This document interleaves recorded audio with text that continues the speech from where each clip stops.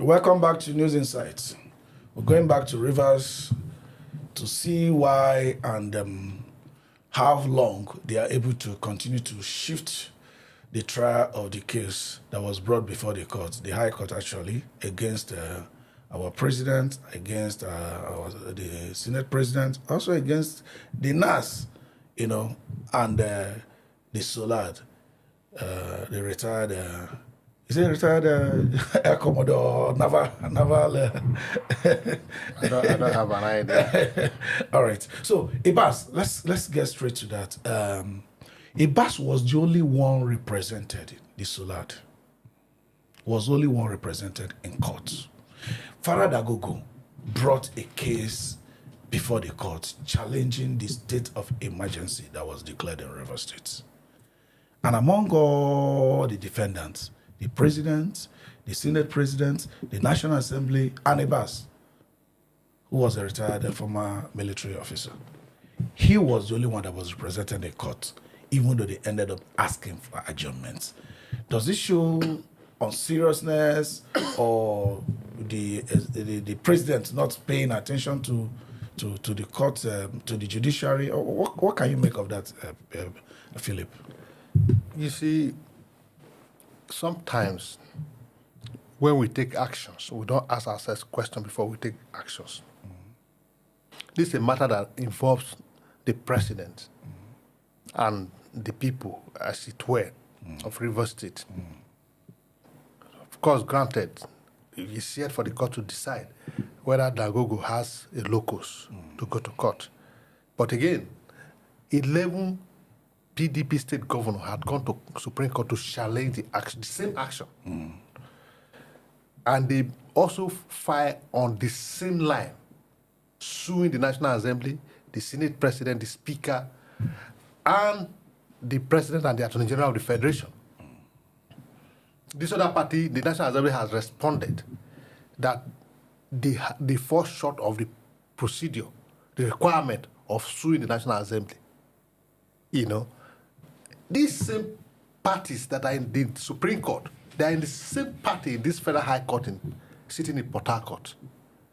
Now, the other party may have looked at it. Why waste our time? If they get, whatever it is, assuming they will get judgment, we can always throw away this matter, because a matter that has to do with jurisdiction, the issue of jurisdiction can be raised at any point of the court, even at the Supreme Court. And if it is well articulated and the Supreme Court has accepted that, yes, there is no jurisdiction, as it happened in the parties' cases, they throw away the matter. You understand? So just like in LP's case. Yes. So in this case of this emergency rule, yes, you have filed, you have served that, because they say they've served all parties. They have not even filed memorandum of appearance. There's still time, because there's always a time lapse in legal process. Time to respond, time to reply, and all of that. The time has not elapsed. And the Ibas lawyer had just came to court for the first time, and that's why they agreed, because it was first time. It's asking for time for them to regularize their processes. So the other people, as it were, they still have time. It's not as if they are not taking the matter serious. They are taking their time. Maybe they are still doing their papers, or trying to put their facts together to know whether this matter is even worth defending, or is a matter that is just bring appeal, what we call preliminary objection, because of jurisdiction, whatever it is. Okay, Eli, just like you said, the 11 governors of PDP, former 11, one has defected, approached the Supreme Court for just about the same matter, but their prayers might not essentially be the same. Okay, could that be the motivation why these other people felt that, this just about the same case is before the Supreme Court? Why do we waste our time and resources responding to what is in High Court in Rivers State?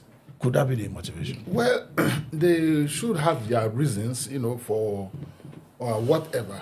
But again, there's ranking in the courts, judicial authority. And so when you go with the same matter to a higher court, I want to believe, I'm not a lawyer, that the decisions of the higher court will supersede that of the lower court. Certainly. And resources are scarce. So if I have the same matter and I'm expecting better result from the higher court, which originally the lower court must respect, I might decide like maybe if I'm supposed to be in the court this morning and there's no need, let me wait for next week matter, which may still be. Okay, but let me put it this way: that you have a case at a higher court does not stop the enforcement of a judgment in the lower courts. Let me come to you, Philip. If there is a judgment now for any reason in this lower court, because the judge made it clear that next time the trial will continue, that I'm not going to accept any delay next time. And there was no objection from the plaintiff, simply because this is probably the first time the other people, the defender was asking for time. Yes. So all was granted. Yes. If in the next, which is around May, was it May 25th day? May 26th. May 26th that they adjourned to. Yeah. When it gets to that date, and for any reason, the processes continues and the trial continues, and the judgment is given, let's just say at the Supreme Court, nothing has happened, and the judgment of High Court, for any reason, was not appealed, which I know will be appealed, the judgment stands. Of course, it does. But the issue is that you can't preempt what Iba's lawyer will file on that day. Certainly. Because he said, give me time. I've just received the paper, I'm working on it.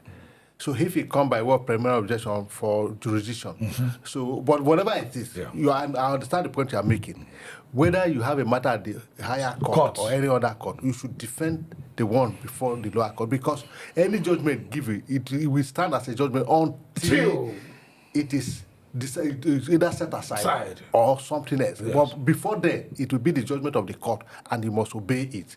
So I agree with you. But what do they say? You know, the caption was that, the decision of the court delays the decision of the trial of the suspension of the governor and the emergency rule in Rivers State. Yes, you can see that the Dagogo has come to court to say, look, this thing is illegal. You have not done it according to the law. Yeah. But you see the tactics. The other lawyers didn't come, but Iba's lawyer came and asked for time. And that's what angered the judge. Said, look, yes, I will give you the time, but next time we'll do things right. Now, Iba's lawyer has come to ask for time yesterday or whatever. The other people might come. Then they will come on the 26th to say, oh, we were not in the court last time. We are asking for time too. So the delays continue. Why are you waiting for the Supreme Court to do their work? Okay, are we looking up to, because this case, if you remember the presentation that was made against the 11 lawyers in the Supreme Court, it is issue of jurisdiction and locus. This case may never be tried. How will the people get this interpretation if in the one in the Supreme Court is already on shaky ground because their jurisdiction is being challenged? Ella, I'm talking to you. Okay, well, you see, this is more technical and it's more of legal matters. Yes. And then only the legal team will be able to interpret very well. But as it stands, all these cases in the court today, like we've discussed in this office, in this studio, not too long from now, if between now and even then, what everybody is looking at is this: the presidency have stepped in to an extent. Should there be resolution of this crisis and the elected governor be returned to office, I'm sure the matter will die off much naturally. Well, we just hope between now and then, justice is being served, solutions are being gotten, and we'll get a very... Well, maybe political solutions you are looking at. Hopefully, Asiwaju will even call it off and say, Fubara, go back to your seat, and we may never have to need all this litigation. You know, even that of the Supreme Court, which everybody was looking at, that probably they went there strictly for interpretation. The last time we saw their prayers, it was not strictly for interpretation. They actually involved National Assembly in the suit. Philip, how do you think the success of that, will it be it's going to be academic exercises eventually? The truth remains that it was well intentioned. The intention of the 11 governors was good. I think it's interpretation, but where they got it wrong, in my own opinion, is the party they involved. They included NAS. So when you are going to sue National Assembly, their process, you need to engage them for a period that's required by law. You have never explored that option to the latter. So you cannot just rush to court. I think that's where they got it wrong. But for the reason why they went to court is purely interpretation. But the manner and the approach is what I think is faulty. It's left for the Supreme Court to decide yes. whether it is faulty or not. But it's my opinion that the process is faulty already. Yeah, so, including the NAS in interpretation. Where do you go from there? And that's my worries. All right.